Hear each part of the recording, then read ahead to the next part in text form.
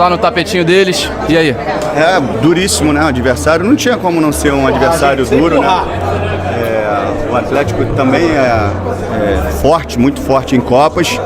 A gente sabia que a partir desse momento, dessa fase, até na fase anterior, não tinha para onde correr.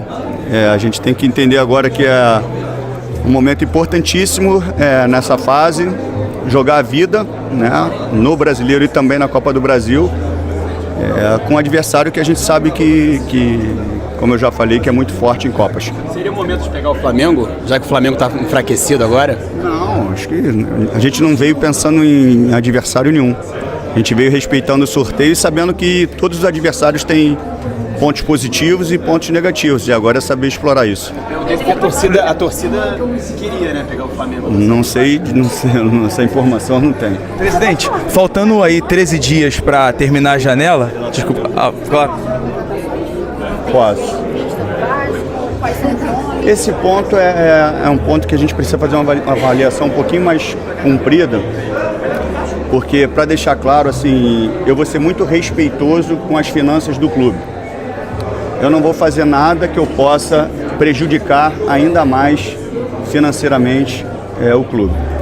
Nós tivemos gestões anteriores, inclusive a do antigo sócio, de muita irresponsabilidade financeira, que para mim seria muito fácil ter a mesma prática, ser irresponsável financeiramente e me garantir fazendo a vontade de todo mundo. Eu tenho que ser responsável, eu tenho um CEO, eu tenho um CFO, que me dão todo o respaldo do que eu posso e do que eu não posso. Algumas posições, porque parece que as pessoas ficam falando que a gente está ali no dia a dia e que a gente não sabe nossas necessidades. É lógico que a gente sabe todas as necessidades que a gente tem.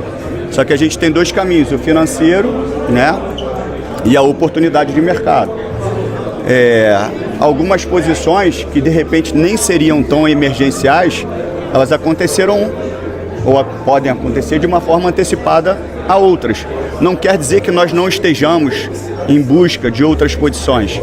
É que eu não posso deixar de negociar uma por causa de preferência da outra. As coisas acontecem ao mesmo tempo. Só que toda negociação é difícil, né?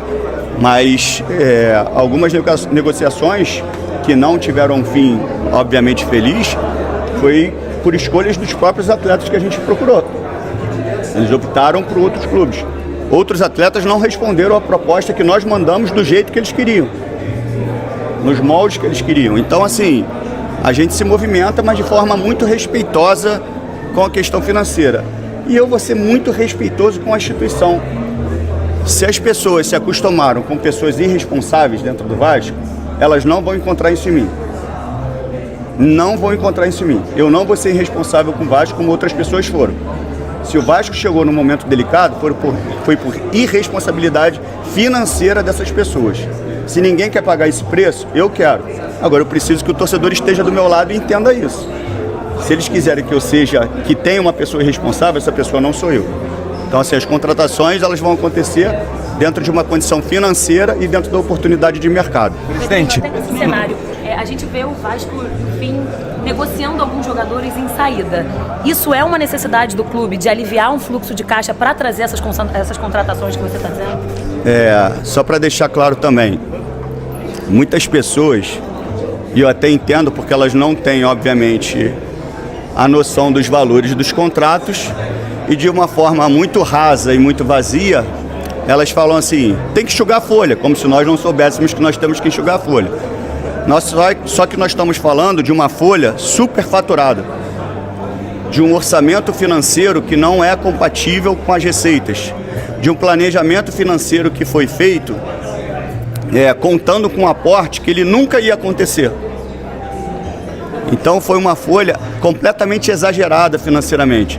Então os jogadores que, dentro de uma avaliação da gestão esportiva, que precisariam, obviamente, de buscar outros caminhos, eles não são fáceis de serem diluídos. Nós estamos falando de valores muito altos desses atletas que os outros clubes não querem pagar. Então, para as pessoas do lado de fora é muito fácil, libera esse, só que eu estou falando de valor desproporcional ao rendimento. Então, os próprios clubes que estão em negociação com a gente para receber alguns atletas, até a metade do salário desses atletas é muito alto para eles. Então, assim, é muito difícil. Então, o dia a dia, para quem está ali no dia a dia, é um cenário totalmente diferente do que as pessoas comentam. Então, do lado de fora, contrata esse, dispensa aquele, é muito fácil. Mas ali dentro as coisas são bem diferentes. Presidente, nosso colega trouxe a informação sobre a negociação da venda da Vasco SAF para um fundo árabe. Mentira. Como é que... Oi? Mentira. Tem alguma negociação? Fundo árabe, não. Fundo árabe nunca teve. Mas tem alguma outra? Não, assim, problema é, outra vez, o problema é que surge uma matéria, que eu não sei de onde, de um fundo árabe, ninguém da minha gestão, até onde eu sei, foi consultado, e isso é debatido como se fosse a maior verdade do mundo. Então não tem fundo árabe. Tem alguns interessados, só que é uma conversa muito complexa, porque é uma situação complexa, e eu tenho que ter uma responsabilidade enorme para não errar como erraram anteriormente. Acho que eu estou sendo muito claro. Então, assim, não é nada imediato, não é nada concreto, são avaliações, são pesquisas, são procuras, mas superficial. Pedrinho, você podia dar detalhes sobre a contratação do Jean Menezes, se de fato está certo, se está encaminhada, e sobre o Maurício Lemos, você falou que jogador que vocês fizeram proposta não responderam até no que vocês ofereceram e o que eles queriam. De fato, ele se enquadra nessa? Quem? O Maurício Lemos se enquadra nessa? Não vou falar o nome, mas aconteceu. Com relação ao Menezes, está bem encaminhado. Obviamente a gente negocia outras posições com relação a isso, umas acontecem, outras não. É como se a gente estivesse procurando uma posição e não uma posição que obviamente a gente identifica com mais necessidade. As negociações acontecem, umas têm mais facilidade para andar. O Menezes está bem encaminhado, a gente espera que isso aconteça o mais rápido possível. Em relação também ao Ryan, né, sobre até uma situação até envolvendo o Botafogo, de jogar 60 jogos no Newton Santos, até que ponto isso foi de fato encaminhado, se vocês chegaram a conversar sobre isso mesmo com o Botafogo, com a Eagle, na verdade, do John Textor, sobre o Ryan? Na realidade, assim, o clube ele gera algumas receitas, obviamente, e precisa gerar mais para que a gente possa finalizar o ano honrando nossos compromissos e os salários em dia. Então, o Ryan é um ativo do clube, obviamente alguns clubes procuram, têm interesse, e obviamente a gente avalia a proposta com muito carinho, porque é um jogador que pode gerar bons frutos, não só momentaneamente, mas também para o futuro do Vasco financeiramente. Amanhã é uma data muito... Conversas. Amanhã é uma data muito importante, né, presidente? 126 anos da mais linda história do futebol brasileiro mundial. Queria que o senhor falasse se o torcedor pode esperar um presente ou daqui para frente na gestão. Cara, eu não sou dessa pegada de presentes, de bravatas, isso você não vai ter de mim.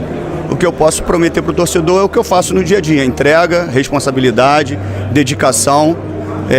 E o torcedor tem isso com o Vasco também. A gente teve quase que uma dobra de sócios, e a gente espera que o torcedor continue se associando, porque isso é muito importante para a gente. Agora, eu não prometo, como você falou, cereja do bolo, novidade, isso você nunca vai ouvir de mim, mesmo que exista a possibilidade de um dia isso acontecer. O que eu trabalho é com a realidade, com verdade, por mais dura que ela seja. E eu vou fazer questão de impregnar isso na torcida do Vasco. O Vasco ele foi acostumado com mentiras e com bravatas para autoproteção da gestão. Eu posso ficar desprotegido com o que eu falo, porque seria muito mais fácil eu contar um monte de história aqui para todo mundo, inclusive do fundo árabe. Se eu tivesse um fundo árabe, eu ia ser o primeiro a falar. Então, assim, eu não vou contar história para o torcedor, eu vou falar a verdade. Se o torcedor quer a verdade, ele vai entender o que eu estou falando. E eu preciso do apoio do torcedor nesse momento. O que aconteceu com o Vasco foi muito maior do que a torcida sabe e tem conhecimento. Muito maior. Mas eu não vou lamentar não, porque eu entro justamente para isso. O meu corpo esportivo, as pessoas que estão do meu lado são muito preparadas e me ajudaram muito a tomar uma decisão, não vou usar a palavra salvar, né, mas para dar uma outra direção ao Vasco da Gama. Só que as pessoas, elas entendem de uma forma diferente. Já que você tirou a empresa agora, não. Era necessário, emergencial e urgente fazer o que nós fizemos. Senão, estaria numa situação muito mais complicada. Agora, eu preciso que o torcedor esteja do nosso lado para que a gente possa reconstruir o Vasco. O cenário não é o cenário que foi vendido lá atrás quando aconteceu essa transação. Tá? Então, assim, agora a verdade ela vai estar sempre do meu lado falando com o torcedor, por mais que doa no coração do torcedor. Eu queria estar aqui falando de diversas contratações, não vou fazer isso, eu vou falar a verdade para o torcedor. Acho que isso pode acontecer no próximo ano, acho que a gente pode ter um equilíbrio financeiro, é isso que a gente está buscando, para reestruturar o clube, para que a gente possa, em médio, longo prazo, fazer o que deveriam ter feito. Né? Ainda mais com uma empresa que entra para dar segurança financeira, é isso que a gente esperava. E não foi isso que aconteceu, muito pelo contrário. Eu tenho para trás aí mais de 170 milhões de dívidas deixadas por essa empresa, de uma responsabilidade total com a instituição. Mas o Pedrinho, como é que estão os bastidores dessa vida política do Vasco? A gente sabe que é bem complicado, bem antes da empresa, né? Desse século. Assim, se você me perguntar, muitas pessoas que se dizem Vasco, elas atrapalham demais. Mais uma vez eu estou sendo muito verdadeiro e transparente. Atrapalham demais. O Vasco precisa estar unido internamente. Não tem Pedrinho, não tem outro candidato, não tem nada disso. O Vasco é único. O Vasco precisa estar unido. Enquanto as pessoas não entenderem isso e por vaidade criarem situações, criarem brigas onde o Vasco não precisa mais, eu acho que esse é o pior cenário para o Vasco. O vascaíno atrapalhando o vascaíno. Por isso que eu falo sempre que o maior patrimônio do Vasco é a torcida, porque ela não abandona, ela está ali o tempo inteiro em todos os momentos. E é isso que eu quero internamente. Seja comigo como gestor, seja com outra pessoa, o Vasco precisa entender que o Vasco é único. Então, assim, politicamente a gente precisa ter um alinhamento para que as coisas aconteçam. Tem gente. Então, portanto, galera, esse foi o nosso vídeo relacionado à situação do Vasco da Gama. O presidente abriu o jogo e falou sobre tudo, inclusive a venda da SAF do Vasco para o fundo árabe. Então você conseguiu acompanhar nesse momento, ele falando que é mentira. Então, caiu por terra basicamente tudo que foi falado na imprensa, que estava avançado, que estava muito próximo, e tudo isso e muito mais a gente vai atualizar para vocês no decorrer da semana. O Vasco da Gama que vai enfrentar a equipe do Atlético Paranaense na Copa do Brasil pelas quartas de final da competição. Então, portanto, esse foi o nosso vídeo. Peço a você que deixe o like, porque apoia bastante o nosso canal. Além, é claro, também de bater a meta de 40 mil. E falta muito pouco, eu conto muito com a sua ajuda e com a sua moral, beleza? Valeu, tamo junto! E é nóis! Fui!